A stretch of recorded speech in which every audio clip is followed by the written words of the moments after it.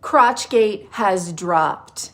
If you think sports scandals only happen in baseball or soccer, welcome to ski jumping, where elite athletes literally fly through the air and a tiny seam in a suit can become an international controversy. So what's the scandal?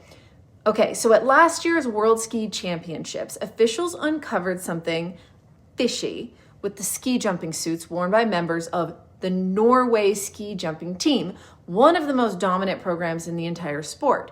Specifically, investigators found that the suits of two Norwegian jumpers were illegally altered in the crotch area.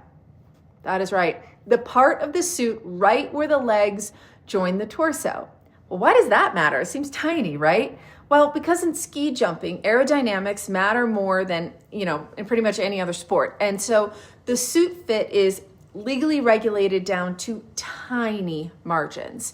Altering a suit, even by adding micro material or reshaping a panel, can reduce drag, increase lift.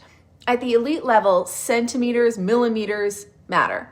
Some aerodynamics experts estimate that a slight advantage in that area could add 5, 6, or even 8 meters to a jump.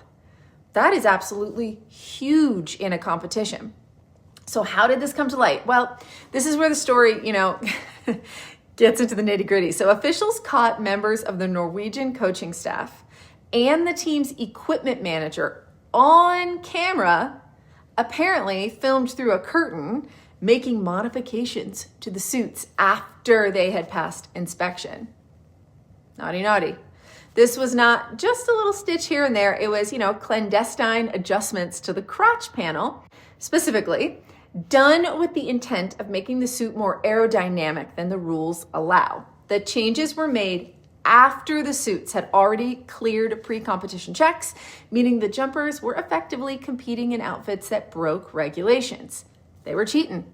That's why the scandal is called Crotch Gate. So what has come of it? Well, after nearly a year of investigation, the International Ski and Snowboard Federation Ethics Committee handed down an 18-month suspension to 2 former coaches and the former equipment manager associated with the Norwegian team. And that is a significant penalty in a sport where careers are short and world championship titles, really matter. Importantly, the jumpers themselves were not actually sanctioned. The punishment focused on the people responsible for the equipment compliance itself.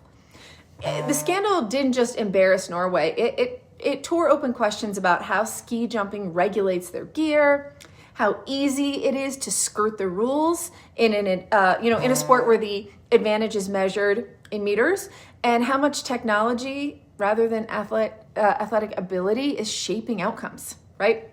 Because when people realize what a difference these tiny stitches can make, it sort of is eye-opening. Ski jumping is one of those sports where aerodynamics are everything. So equipment rules are ultra specific, and a tiny edge, can change medal outcomes. So even tiny seams, folds, or stitching tweaks can alter airflow, and that's why suits are inspected down to the millimeter, and modifications are strictly prohibited after they have been cleared. You just cannot do that. So for Norway, a country where ski jumping is a national identity and winter sport royalty, this wasn't just a small slip up, it was a big reputational blow. Norway hasn't been nearly as dominant in the overall ski jumping World Cup standings this season, and critics wonder whether the scandal distracted the program or exposed deeper competitive cracks. So now you know what Crotch Gate is, and we will see the Olympics this year. I'm super excited to see all the winter sports. Let me know what you're excited to watch this year, and if there's anything you want to add to Crotch Gate, get in there. I want to hear it. Fansplain me below.